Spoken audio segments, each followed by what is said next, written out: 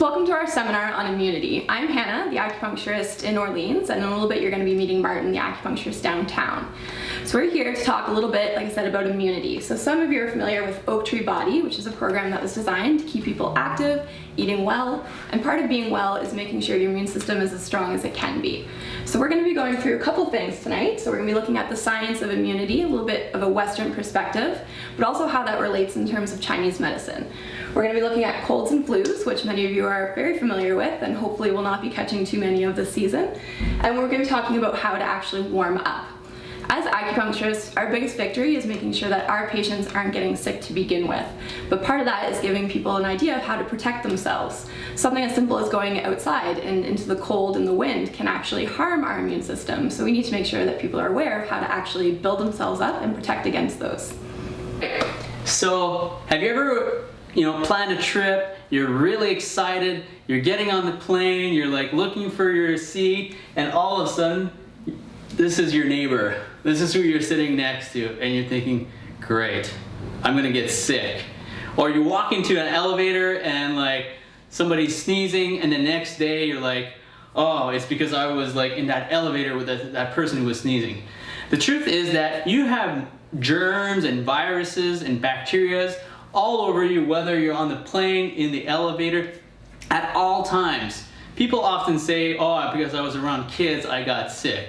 It doesn't really work like that. And I'm going to explain a little bit more behind the science of immunity. So the first thing you need to understand about immunity is you have different types.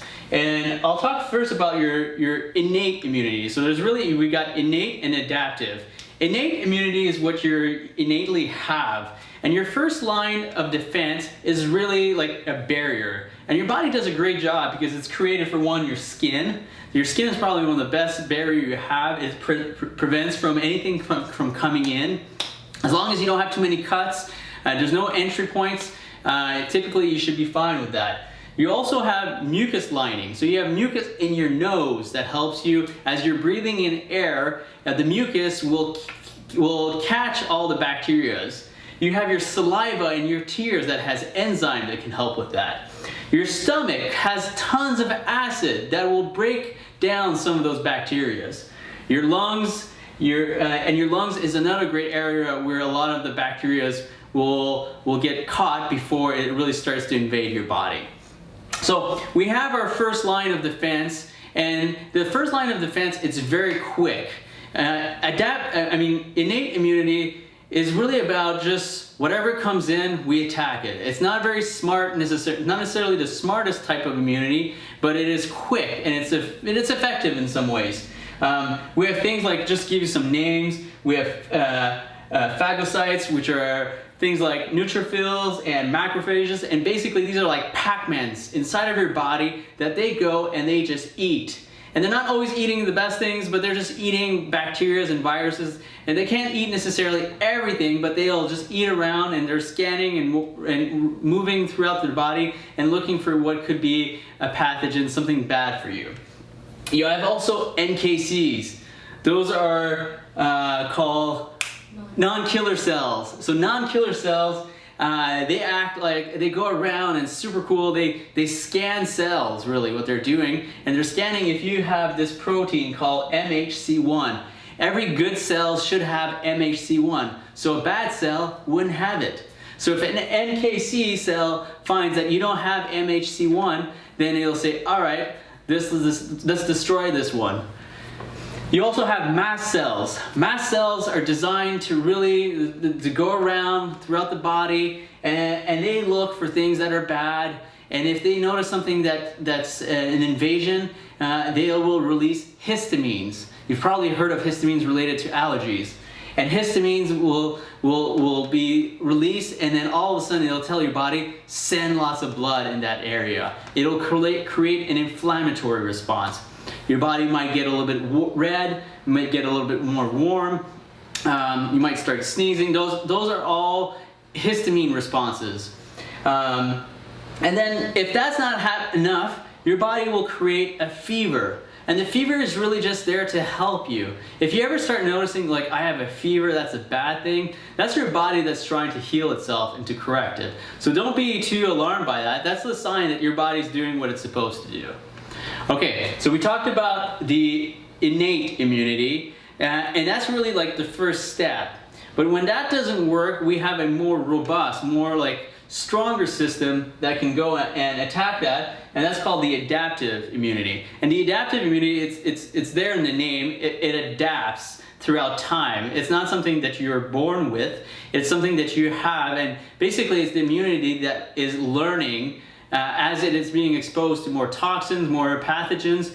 It's saying, oh, it's recognizing that this is a bad cell, or this is a bacteria, this is a virus, and it might not be the fastest system.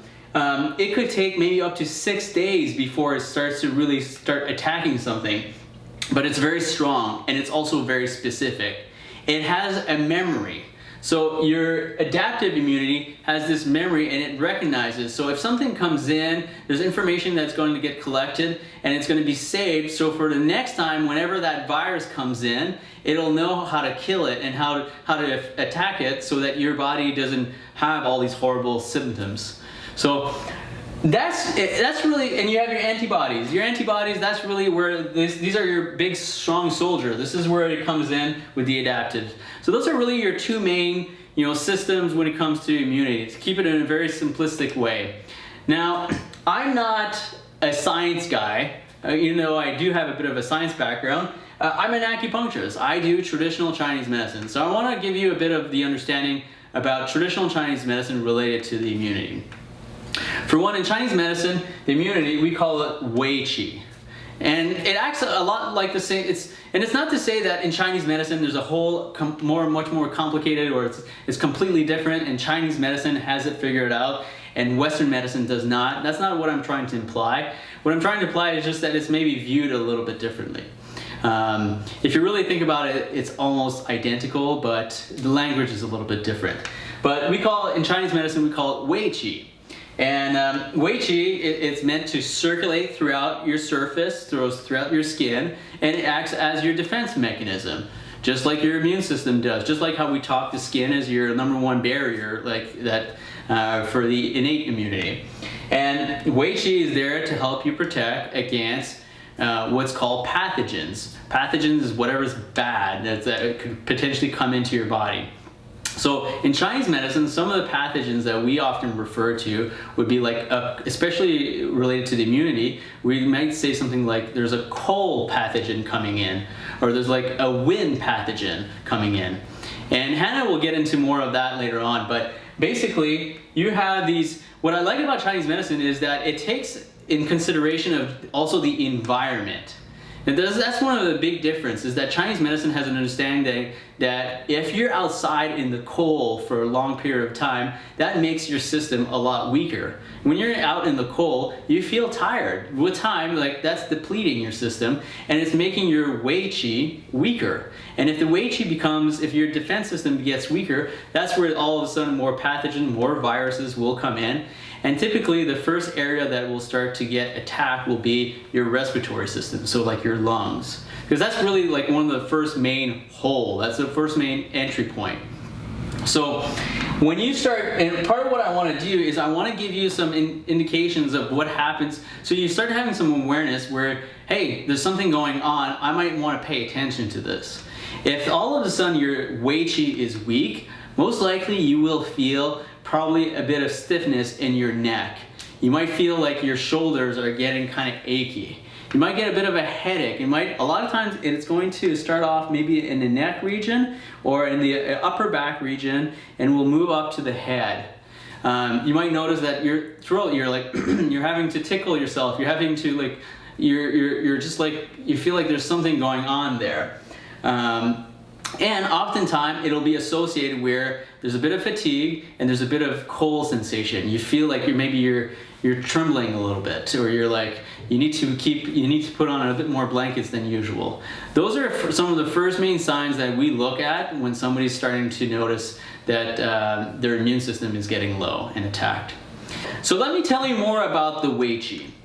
Wei Qi is also there to help regulate the opening and the closing of your pores. So we talked about how it goes around the surface of the skin, And part of your skin is there, it's a bunch of tiny holes. Those are called your pores.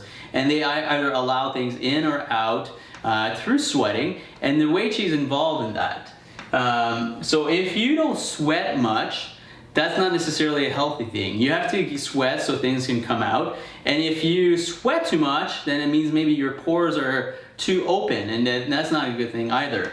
So another thing to note is that in Chinese medicine, it's understood that your Wei Qi goes into your body. So that's really interesting. When you're sleeping, your immune system slows down, and more really what the Wei Qi does, it goes inside and it goes there to get more nutrients.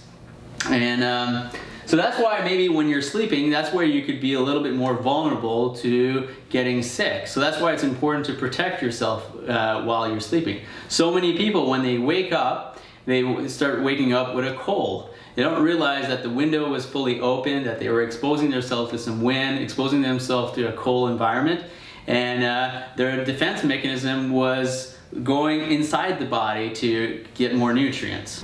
What damages the Wei Qi is very simple. It's poor lifestyle. It's the common things like not eating well. Part of the Wei Qi is created, some of it, like I talked, it goes inside. It's created from food. Poor lifestyle, maybe like smoking or drinking. Emotional stress. I think that's probably one of our biggest problems in these days, how stress, all of a sudden, you go through a very stressful time, your immune system drops, your Wei Qi drops, and then you get attacked by a cold. Lack of exercise. We talked about how sweating can be helpful, opening and closing the pores.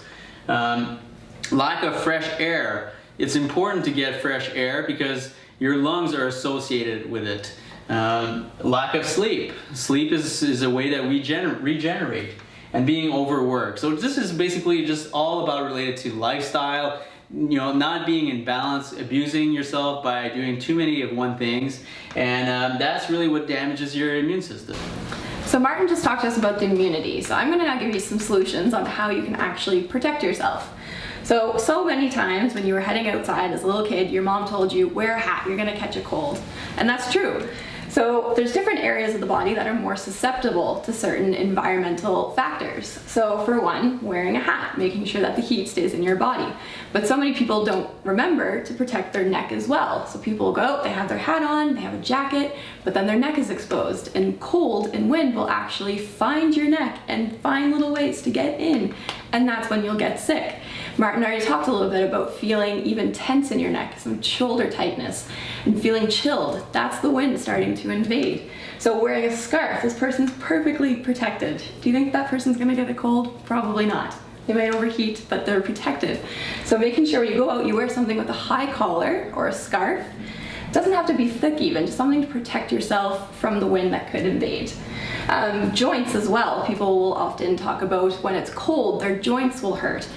So those are other areas too that can be well protected. So really just making sure you have a good layer over your whole body will help you protect from the cold and the wind. So we're going to talk a little bit about vitamin D as well. As we go into the colder months, we have less and less sun.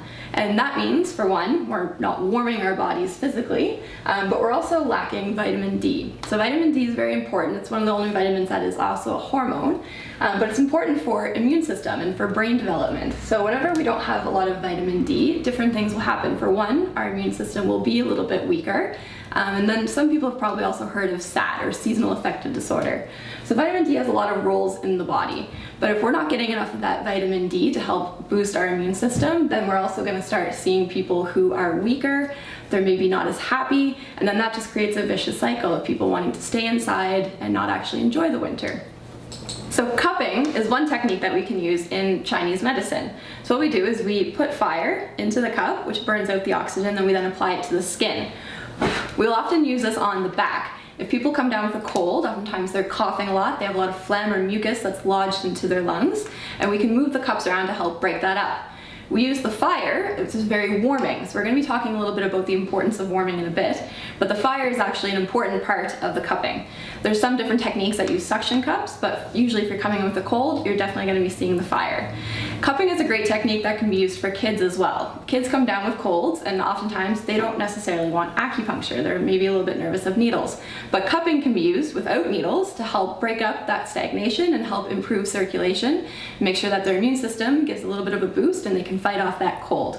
Martin's kids, during the winter, they'll actually get cupping, and they seem to really like it. So it could be a good option if maybe one of your kids or someone that you know comes down with a cold this winter. All right, so Hannah just talked about how to protect yourself from the cold. Another great way to warm up your body to make sure that you're not as vulnerable is to look at foods. So I got here some raw veggies, and a lot of times people are like, I want to get healthy, so I need to start prepping my veggies, and I'm going to bring this to work. Which, yes, this could maybe make a good snack, but this would work a lot better in the summertime. In the winter, you probably don't feel like eating so much of these. This would probably be a lot better. And the thing is that this raw food makes it much harder for your body to digest and to break it down because it's cold and it's raw. If you cook your food, it'll just make it easier for your body to absorb your nutrients. So consider, especially as you get closer into the colder months, to really think about cooking your foods, especially your vegetables, especially like maybe eating more foods related to that you feel like. Try to listen to what your body's telling you, and you're most likely going to want to have maybe more meats, maybe more squash, maybe more like some root vegetables. That's because more of what your body's requiring in that season. So really, raw veggies are great, but not necessarily in the wintertime. If you eat this, you will make your stomach more sensitive, and you'll probably notice you have more gas, it's not digesting very well, and it actually will affect your immune system. So consider really maybe also cooking with spices. Maybe cayenne would be a great spice to introduce more in the wintertime. One of the foods that we have a lot around our house is ginger. Ginger is awesome for all sorts of things. It's great to help prevent colds, but we sip on ginger tea. We basically take organic ginger root and we slice it up into maybe 6-7 pieces, and then we boil it for about 15 minutes. The water should turn yellow or orange, and then we sip on that throughout the day. And that's a great way, if you drink that, you will find your body actually will feel warmer. So if you want to get warm, think about making some changes with your diet according to the season. Now, I know I just talked about avoid being in the cold, protect yourself from the wind, and now I want to talk about cold exposure. So if you haven't heard of this man, his name is Wim Hof, and he has a method that is with a breathing technique, and exposing yourself gradually to cold allows your immune system to become healthier. He's been shown that he can regulate his immune system with just his breathing and exposure to cold, which is incredible because pretty much nobody has been able to do that. But he has proven that he can do it through some of his techniques. And I think it's just about understanding that there's a lot that we can accomplish with breath work. And in Chinese medicine, really, we talk a lot about what is qi, and there's many different ways to understand qi. But one way that we could describe qi would be how it's your oxygen, it's your breath. And by really doing work around that, it allows you to really help benefit your immune system. So we're actually going to be hosting a seminar next month on November 24th, and we have an instructor from Toronto who's going to be coming in, and it's a 4-hour workshop. He's going to be leading us through a bunch of breathing techniques, and at the end of the workshop we're going to go in a cold ice tub, and it's going to be awesome. It might not sound awesome, but you're going to be well prepared. He's going to walk you through it, and it's actually going to help boost your immune system. If you're not sure about it, look it up. It's called the Wim Hof Method, and there's tons of videos on it. and it describes the technique. I have books that I've read about it, and I personally practice this technique. I take cold showers, and that boosts my immune system. I sometimes go in the lake when it's cold, and that's something that we would also encourage you to try out once in a while, to see what it does to your immune system. We're not suggesting to, we're not saying go out in the cold without protecting your body, without any preparation, without any understanding of how this works. That's not what we're saying. We're saying that if you do maybe some breathing techniques and then you expose yourself gradually to a bit of cold, not for long periods of time, but maybe for something more strategic, you could actually have some great health benefits with your immune system. So, if you've never tried, it's always fun to try something new. And even though the cold is something that sometimes we associate in a negative way, and in Chinese medicine, Hannah and I were talking, protect yourself against the cold, make sure you wear a toque, make sure you wear a scarf. Yes, do all these things, but maybe try taking a cold shower once in a while and see what it does to your immune system. So that's really what we wanted to share with you for this. You're about to go into winter time, and I love the winter. I think the winter is a great time, especially here in Ottawa. We have so much to offer. We have the canal, we have Gatineau Park, we have ski hills. I think the best way to enjoy the winter is to embrace it, and to make sure you understand how not to get sick. Because there's nothing worse than saying I'm going to go snowshoeing, but your immune system's down and you're able to enjoy the activities. So please keep these things in mind. Now you have a better understanding of how the immune system works, how to protect yourself. We talked about how to dress appropriately, consider vitamin D. We talked about different foods, avoid raw food, eat more warm food, look at spices, and maybe try a cold shower. Also cupping for kids, cupping for anybody, especially if you feel like you're about to get a cold. The moment you start noticing a bit of a sniffle or something like that, give us a call. We'd be happy to help you out with that. We'll see you next time. Bye-bye.